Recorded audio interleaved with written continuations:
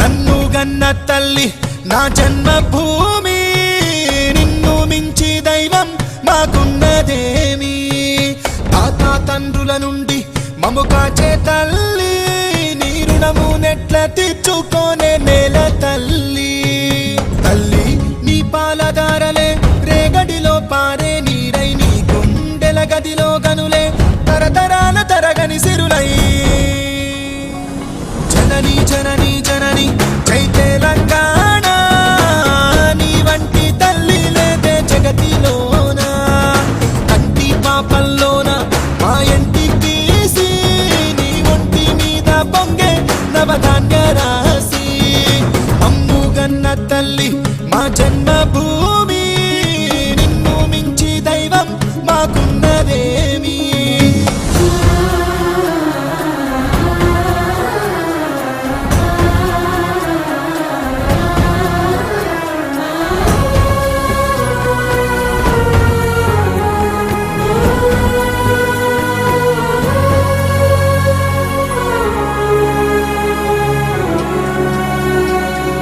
అందాల అడవుల నిలయం, నీవేలే అక్షరాలయం. అందరికీ నమస్కారం. మన తెలంగాణ రాష్ట్రం ఏర్పడ్డ తర్వాత భారతదేశ వ్యాప్తంగా తెలంగాణ రాష్ట్రాన్ని పారిశ్రామిక పరంగా ఇవాళ భారతదేశంలోనే నంబర్ 1 రాష్ట్రంగా ఎదగడంలో తెలంగాణ ముందడుగేస్తుందని మనందరం కూడా సగర్వంగా చెప్పొచ్చు. ఒక మంచి పారిశ్రామిక విధానం, దానితోని దేశ విదేశాల్లో ఉండేటటువంటి పరిశ్రమల్ని మనం ఇక్కడికి వెల్కమ్ చేస్తే మన యువతకు ఉపాధి కల్పనతో పాటు మన రైతులకు లాభం జరగడం, ఓవరాల్గా మన రాష్ట్రంలో ఉండేటటువంటి అన్ని ప్రదేశాల్లో కూడా మంచి అభివృద్ధి ఉంటుందనేటటువంటిది మన గౌరవ ముఖ్యమంత్రి గారి ఆలోచన, వారి యొక్క విజన్. దానిలో భాగంగానే మరి మన రాష్ట్రాన్ని చాలా చిన్న జిల్లాలుగా కూడా ఇంకా మనం విభజించుకున్నాం.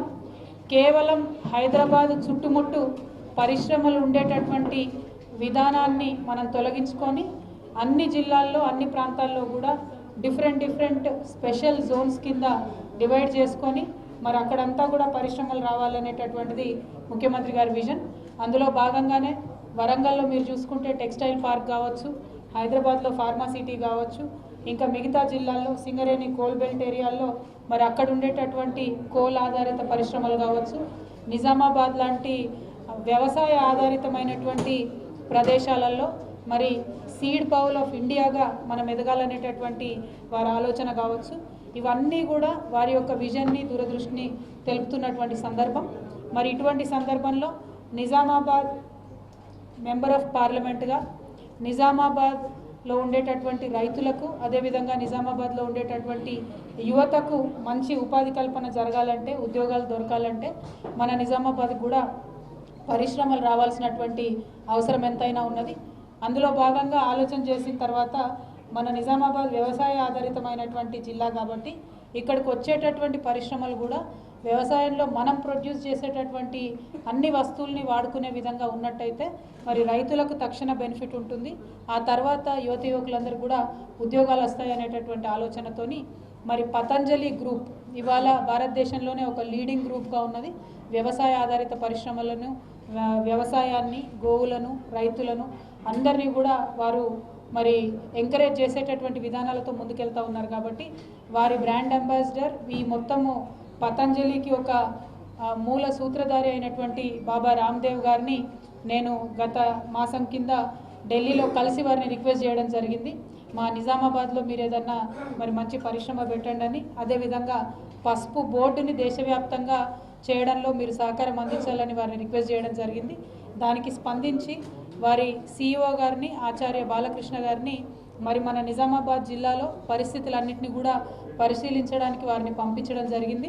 వారికి మనము మన రాష్ట్రంలో ఉండేటటువంటి ఇండస్ట్రియల్ పాలసీని, మన నిజామాబాద్ జిల్లాలో ఉండేటటువంటి వ్యవసాయము, వాటి పరిస్థితుల్ని అన్నిటినీ కూడా వివరించి చెప్పడం జరిగింది.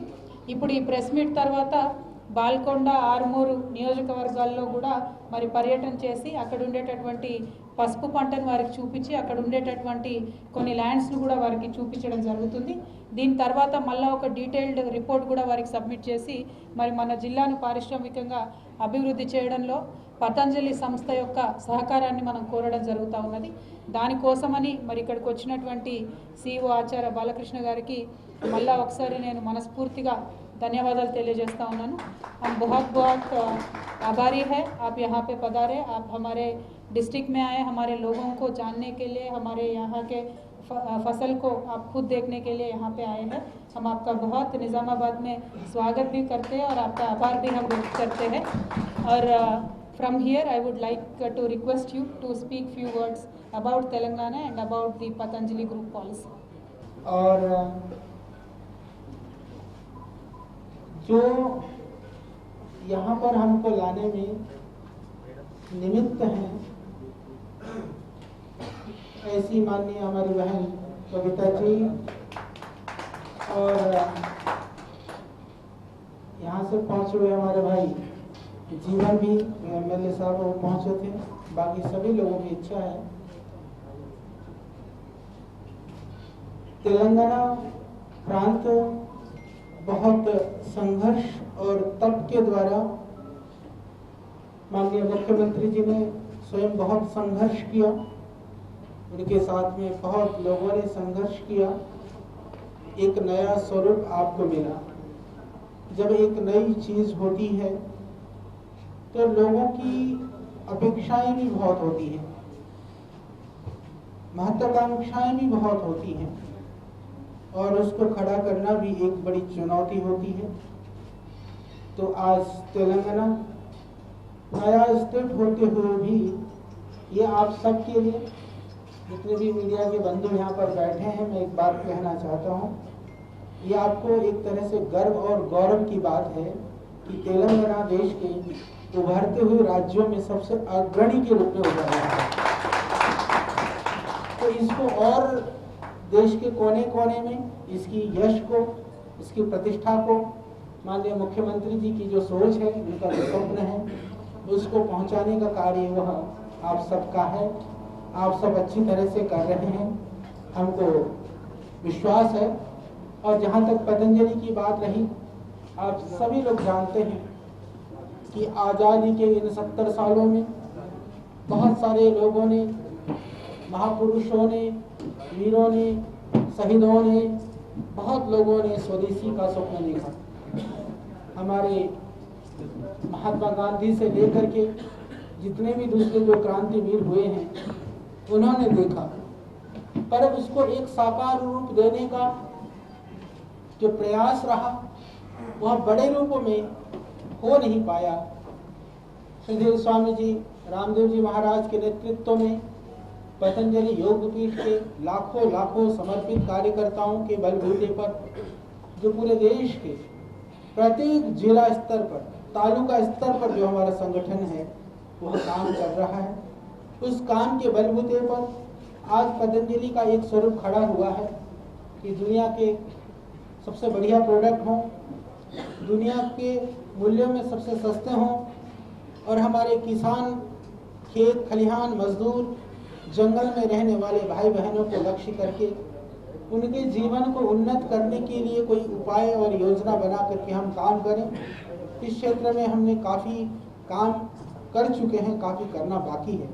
यह प्रारंभ है, अभी बहुत संभावनाएं हैं, क्योंकि जो फूड प्रोसेसिंग की जैसे बात कही बहन ने, ये हम सब जानते हैं, आप लोग जानते हो कि तेलंगाना प्रांत कुछ चीज़ों में विशेष करके जैसे हल्दी है, टर्मरिक है, या मेज है, मक्का है, या दूसरी चीज़ जैसे पैडी है, धान है आपका, ये कुछ क्रॉप्स ऐसे हैं, मैंगो पल्प वगैरह, टमाटर वगैरह, वेजिटेबल्स वगैरह, इसके ऊपर या गाय वगैरह के लिए पशुपालन के ऊपर बहुत संभावनाएं अभी हैं.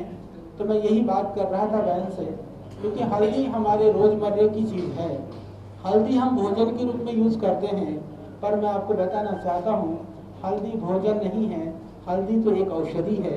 यदि हल्दी को औषधि का रूप मिल जाए, मैं यही पूछ रहा था कि हमको जो उसके अंदर जो एक्टिव कंपाउंड्स हैं, मुख्य रूप से जो कंटेंट में एक टर्मरिक होता है, एक टर्मरिक के अंदर टर्मरिक ऑयल होता है, ये दो चीज़ का कंटेंट को यदि हम देखें, उसको जब यहाँ इतनी मात्रा में आप प्रोड्यूस करते हैं, उसको बढ़ाया जाए तो बाजार में, दुनिया के बाजार में उसका ज़्यादा मूल्य मिल सकता है।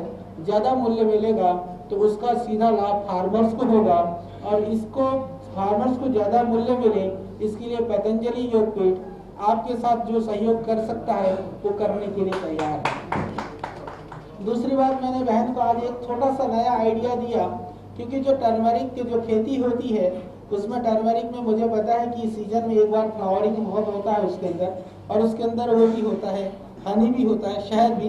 आज एक नया आइडिया मैं दे के जा रहा हूँ और ये बहुत जल्दी हो सकता है।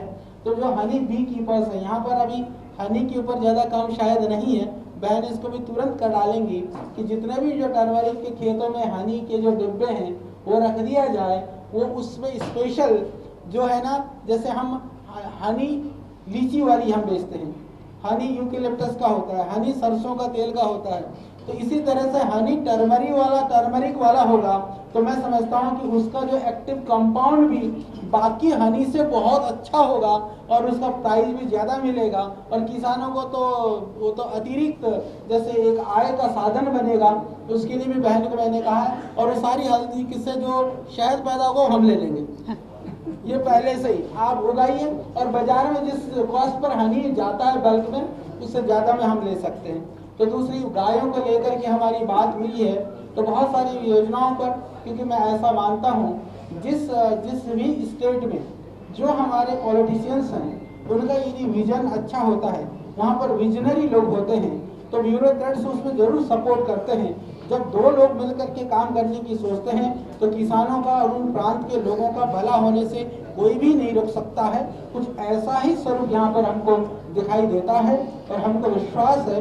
और पतंजलि योगपीठ, क्योंकि अभी हम कुछ भूमि देखने के लिए जाएंगे, जो भी अनुकूलता होगी वहाँ पर कुछ करने के संकल्प के साथ में श्रद्धेय स्वामी जी ने हमको विशेष करके भेजा है, इसके लिए हम आपके बीच में आए हैं। तो आप सबसे मिल करके हमें बहुत प्रसन्नता है, बहुत खुशी है। हैदराबाद हालांकि मैं पहले एक ही बार आया था, अभी दूसरी बार आया हूँ। तेलंगाना बनने के बाद मैं पहली बार आया हूँ, तो बहुत बहुत आप लोगों को धन्यवाद। और कुछ अच्छा करेंगे देश के लिए, देश की जनता के लिए, देश के लोगों के लिए, ये हमारा संकल्प है। उस संकल्प को पूरा करने में मीडिया ने बहुत साथ दिया है, आज तक भी पूरे देश की मीडिया ने। तो आप लोग भी इस बात के लिए धन्यवाद के पात्र हैं। यदि मीडिया ना होती तो योग अभियान आज पूरी दुनिया में ना पहुंचता, मीडिया ना होती तो आयुर्वेद का जो यह अभियान है जिस रूप में आज कोने कोने तक पहुंचा है उस रूप में ना पहुंचता। तो इसके लिए सब मीडिया के भाई बंधुओं को भी मेरा बहुत बहुत धन्यवाद। और क्योंकि आप लोगों को धन्यवाद करने का मौका आज पहली बार मिल रहा है तो मैं आपको बहुत धन्यवाद करता हूँ। साथ में जितने भी यहाँ पर प्रबुद्ध लोग हैं, बड़े बड़े सब राजनीतिक क्षेत्र के दूसरे एमएलए हैं, दूसरे भाई लोग जितने भी हैं, सभी को मेरी बहुत शुभकामनाएं, बहुत प्रणाम। क्योंकि हमारा लक्ष्य, हम यहाँ पर आ रहे हैं, मैं आपको थोड़ा सा बता दूँ, दो बात को थोड़ा सा, हालांकि आप जानते हैं फिर भी मुझे अच्छा लगता है कि मैं अपने मुँह से बोलूँ। सबसे बड़ी बात यह कि हम लोगों का जो लक्ष्य है, हम कृषि आधारित, हिंदुस्तान में हमने कई क्षेत्रों में बहुत प्रगति की है, परंतु जिस क्षेत्र में प्रगति बहुत कम हुई है वह है कृषि क्षेत्र, फूड प्रोसेसिंग का क्षेत्र। उस क्षेत्र में पतंजलि ने एक नया अभियान शुरू किया है।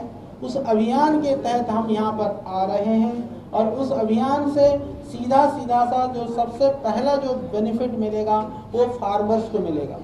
एक यूनिट तो एक जगह पर लगाना होगा, किसी की भी क्षेत्र में हम लगाएंगे उसके लिए 100-200 एकड़ लैंड चाहिए, ज़्यादा भी नहीं चाहिए, पर उस यूनिट से जो लाभ होगा वो लाखों हेक्टेयर जो लैंड्स हैं उसमें जो फार्मर्स प्रोड्यूस करेंगे, प्रोसेस करेंगे, यानी कि एक तरह से जिन लोगों को डायरेक्ट जो एम्प्लॉयमेंट जैसे रोजगार फैक्ट्री में मिलेगा उनकी संख्या भी हजारों में हो सकती है, परंतु इनडायरेक्ट हम हर किसान को एक मजदूर नहीं एक मालिक बनाने का यह पतंजलि का अभियान है। उसके लिए हम प्रयास करेंगे। यही हमारा लक्ष्य है कि हम यहाँ जो चीज़ पैदा होगी या जो चीज़ पैदा कराई जा सकती है, हम दोनों को लक्ष्य को लेकर के काम करने का प्रयास करेंगे। के लिए बहुत जगह नहीं होती है, वो मिल जाएगी कहीं पर भी।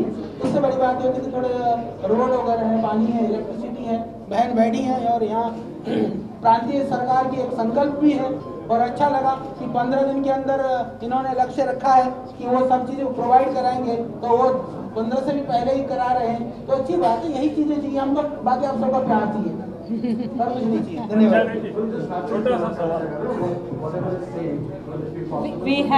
We had requested the Patanjali group to set up something to help the farmers of Nizamabad, and in the larger interest to help the farmers of Telangana on the whole.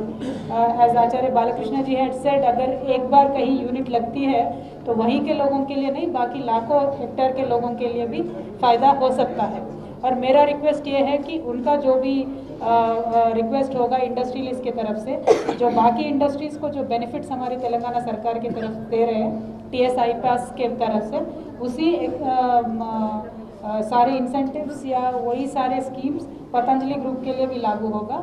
और जैसे हम जानते हैं कि अगर ज़्यादा एम्प्लॉयमेंट क्रिएट करने के लिए कोई भी ग्रुप आगे आता है तो तेलंगाना का सरकार तो हमेशा तैयार है उनके लिए टेलर मेड करके हम इंसेंटिव्स भी दे सकते हैं। तो we are exploring all possibilities to make sure that some sort of industry is set up, and we will explore, and when anything is firmed up, then we will certainly let you. इसमें ना मैं आपको बता देता हूँ कि हम ये प्रयास करेंगे कि किसानों को ज़्यादा फायदा कैसे हो सकता है। वो कोऑपरेटिव लेवल पर हो सकता है, सिंगल क्रॉप्स लेवल पर हो सकता है, मल्टी क्रॉप्स लेवल पर हो सकता है, रूटीन कल्टीवेशन के ऊपर हो सकता है, उनको चेंज करने पर। क्योंकि यहाँ पर हमने सुना कि बहुत आप लोग एग्रेसिवली काम करने वाले बहुत अच्छे जो है फार्मर्स हैं यहाँ पर, तो हमको आपका सहयोग चाहिए, उसको विचार करके योजना बना करके हम काम करेंगे। अच्छा, एक बात और भी बहन, उसके लिए भी हम थोड़ा सा जब बताना चाहते हैं कि तो हमारा मूल योग और आयुर्वेद है, तो योग और आयुर्वेद सेंटर के लिए भी, उसके लिए भी थोड़ी अच्छी जगह पर ये हेल्प करेगी सरकार, तो वो सेंटर भी, योग आयुर्वेद सेंटर भी हम बनाएंगे उद्योग के साथ साथ। धन्यवाद।